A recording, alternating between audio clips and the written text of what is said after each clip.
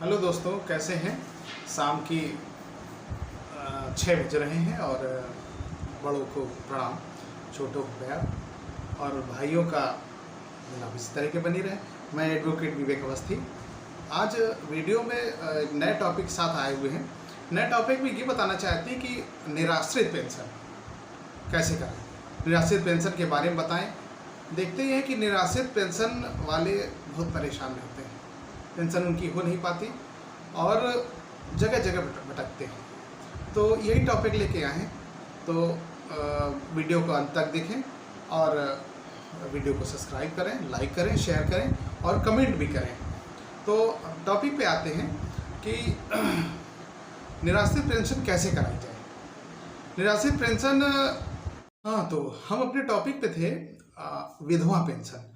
तो उत्तर प्रदेश सरकार ने एक सम्मानजनक शब्द रखा है निराश्रित पेंशन। विधवा पेंशन बहुत अजीब टाइप लगता है ना, तो इस वजह से उसको रखा है निराश्रित पेंशन। निराश्रित पेंशन कैसे बनाएं और कैसे बनवाएं। अगर किसी की पत्नी खत्म हो गई हो और वो उम्र कुछ भी हो 18 साल के ऊपर, और यदि किसी का पति खत्म हो गया हो, पति या पत्नी किसी में एक व्यक्ति को ही खत्म हो गया तो निराश्रित ही हो गया वो। तो इसके बारे में टॉपिक पे आगे बढ़ते हैं। इसको हम बताते हैं निराश्रित पेंशन। निराश्रित पेंशन कैसे बनवाएंगे। अगर कोई खत्म हो जाता है तो पत्नी खत्म हो जाए तो वही बात पुरुष में आती है, और अगर पुरुष खत्म हो जाए तो वही बात महिला में आती है। तो करना क्या है कि निराश्रित पेंशन के बारे में यदि कोई खत्म हो जाता है तो उसका हम मृतक प्रमाण पत्र बनवाएंगे 21 दिन के अंदर।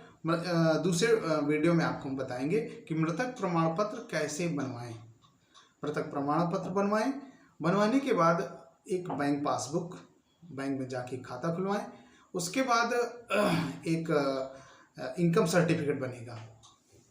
अगर पति खत्म हो जाता है तो पत्नी के नाम से इनकम सर्टिफिकेट बनेगा, और अगर पत्नी खत्म हो जाती है तो पति का बनेगा।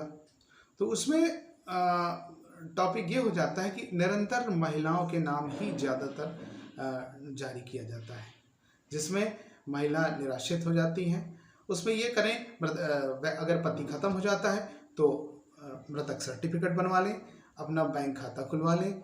बैंक खाता खुलवाने के बाद अगर पैसा नहीं तो जीरो बैलेंस वाला खाता खुलवा लें, ठीक है। और उसके बाद मृतक प्रमाण पत्र हो गया, सालाना आय इनकम का सर्टिफिकेट हो गया, और पासपोर्ट साइज का एक फ़ोटो। मतलब 4 चीज़ें हो गई। सालाना आय का इनकम सर्टिफिकेट, मृतक प्रमाण पत्र, बैंक पासबुक और पासपोर्ट साइज फ़ोटो एक। अब इसके बाद अपने निकटतम जन सेवा केंद्र में जाएं। जन सेवा केंद्र में जाने के बाद आप ये चीज़ें उनको दें। उसके बाद समाज कल्याण विभाग से आपका एक आवेदन किया जाएगा। आवेदन जब आपका हो जाएगा तो एक मोबाइल नंबर पे OTP जाएगा। एक मोबाइल भी लेके जाना है, उसमें OTP आएगा। OTP आपको बताना पड़ेगा, तब फॉर्म आपका सबमिट हो पाएगा। सबमिट के बारे में फॉर्म ले लें। फॉर्म लेने के बाद अगर आप ग्रामीण क्षेत्र में रहते हैं तो ग्रामीण क्षेत्र में शहर की परिभाषा कुछ अलग होती है, उसके बारे में बताते हैं। ग्रामीण परिवेश में आप फॉर्म को कंप्यूटर प्रिंट आउट निकलवा लें। निकलवाने के बाद आप न जा पाएँ तो अपने घर में किसी सदस्य, अपने परिवार में किसी सदस्य को साथ ले जाएं, वो आपका काम करा देगा। हो सकता है आप महिला हैं तो वहाँ तक आप न पहुँच पाएँ। अगर नहीं पहुँच पा रही, आने जाने में दिक्कत है, महिला होने में निराश्रित की वजह से तमाम परेशानियाँ भी होती हैं, लेकिन घर परिवार में कोई ऐसा सदस्य या गाँव में घर परिवार में कोई नहीं है, आपके घर में कोई नहीं है, तो कोई गाँव का एक कोई भी पढ़ा लिखा इंसान आप ले सकते हैं। लेने के बाद आप अपने ग्राम प्रधान से उसको सर्टिफाइड करवा लीजिए फॉर्म में। और जो फार्म होगा, फार्म में आपकी बैंक पासबुक, आपका आधार और आधार की फ़ोटोकॉपी और सालाना इनकम, मृतक प्रमाण पत्र की फ़ोटोकॉपी, ये चारों फ़ोटोकॉपी पीछे आप लगा लें फॉर्म में। तो आपका हो गया ऑनलाइन फॉर्म और बैंक पासबुक, और उसके बाद डेथ सर्टिफिकेट, और ये हो गया आपका इनकम सर्टिफिकेट। बस इतना करने के बाद अपने ग्राम प्रधान से सर्टिफाइड करा लें। सर्टिफाइड कराने के बाद अपने ग्राम पंचायत अधिकारी या ग्राम विकास अधिकारी से भी सर्टिफाइड करा लें। ग्राम सचिव से सर्टिफाइड कराने के बाद अपने ब्लॉक में चले जाएं। आप किसी भी ज़िले में रहते हो, उस ज़िले में आपके संबंधित क्षेत्र का ब्लॉक होगा। ब्लॉक में आप जाएंगे तो समाज कल्याण विभाग का एडीओ पंचायत, सहायक विकास अधिकारी समाज कल्याण, वो बैठते हैं। आप फॉर्म उनके पास जमा कर दीजिए, वो अपने आईडी से उसको फिल कर लेंगे और आपकी जांच करेंगे। जांच के उपरांत आप यदि सही पाए जाते हैं, आपके जो आपने फॉर्म फिल किया है सही है, तो अपने कंप्यूटर आईडी से वो फॉरवर्ड कर देंगे ज़िले के लिए। ज़िले में जब समाज कल्याण अधिकारी के पास जाएगा तो समाज कल्याण अधिकारी आपकी जांच के उपरांत आप में रिपोर्ट लगा देंगे। रिपोर्ट लगाने के बाद एक बैंक का PFMS एक जांच होती है, वो बैंक के द्वारा ही जांच कर लेता है आपका अकाउंट, और उनके अकाउंट से वेरीफाई होता है। वेरीफाई आने के बाद आपकी जो पेंशन है वो सरकार आपके खाते में भेज देगी। अभी तो इस समय 1000 रुपये प्रति महीने सरकार आपको दे रही है, लेकिन आने वाले समय में 1500 रुपये करने का विचार सरकार, उत्तर प्रदेश सरकार कर रही है और जल्दी ही ये कर देगी, जल्दी ही कर देगी, ऐसा सुनने में आया है। 100% सत्य नहीं कर सकते, क्योंकि सरकार ने घोषणा किया था कि आने वाले समय में निराश्रित पेंशन हम 1500 रुपये कर देंगे। तो इसी सूचना के साथ ये आज की जो सूचना थी, आप इसी तरीके वीडियो को गौर से देखें और देखने के बाद अगर किसी के आसपास, बगल पड़ोस, घर परिवार में अगर ये घटना हुई हो तो इसी क्रम के अनुसार आप करेंगे। आपकी पेंशन बहुत जल्द ही आपके खाते में होगी।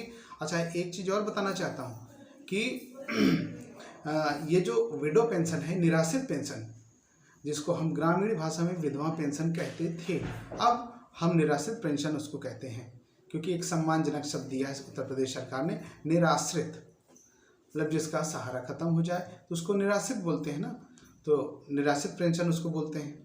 और वो निराश्रित हो गया तो भाई अगर हम किसी को कहते हैं तो बहुत अंदर से खराब लगता है ना, तो ऐसे शब्द बोला जाए कि किसी को खराब भी न लगे, किसी की आत्मा दुखित न हो, ठीक है ना। तो यही बताने का प्रयास कर रहे हैं। आप इस टॉपिक पे पूरा वीडियो देखेंगे। वीडियो देखने के बाद अगर वीडियो जो भी न समझ में आए तो आप कमेंट के माध्यम से पूछ भी सकते हैं। धन्यवाद।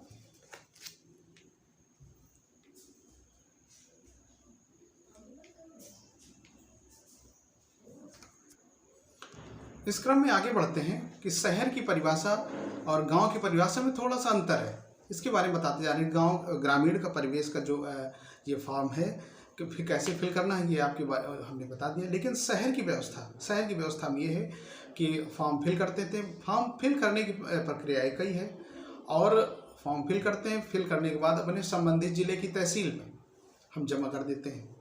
मैं शहर की बात कर रहा हूँ, शहर के फॉर्म की तहसील में जमा कर देते हैं। तहसील विभाग द्वारा जांच के लिए भेजा जाता है। जांच में यदि आपका सही कथन सत्य पाया गया, आपने जो फॉर्म भरा है वो सही पाया गया, तो सही पाने के बाद आपकी प्रक्रिया, वो वेरिफिकेशन करने के बाद, आप कंप्यूटर में लोड करने के बाद, ये प्रक्रिया निरंतर जिले में भेज देते हैं। जिले में भेजने के बाद संबंधित जिले में जब फॉर्म पहुंचेगा तो चाहे ग्रामीण हो या शहरी, वो एक हो जाता है। वेरिफिकेशन के बाद दोनों की प्रक्रिया एक ही हो जाती है। तो ग्रामीण और शहर दोनों के फॉर्म में थोड़ा सा अंतर है, जो हमने बता दिया है। इसी प्रक्रिया के साथ आप देखेंगे और करेंगे तो अपना तो भला होगा ही, घर परिवार के अगर किसी समस्या है वो भी भला हो जाएगा, बगल में समस्या है वो भी हो जाएगा, अगर गांव में समस्या है वो भी हो जाएगा।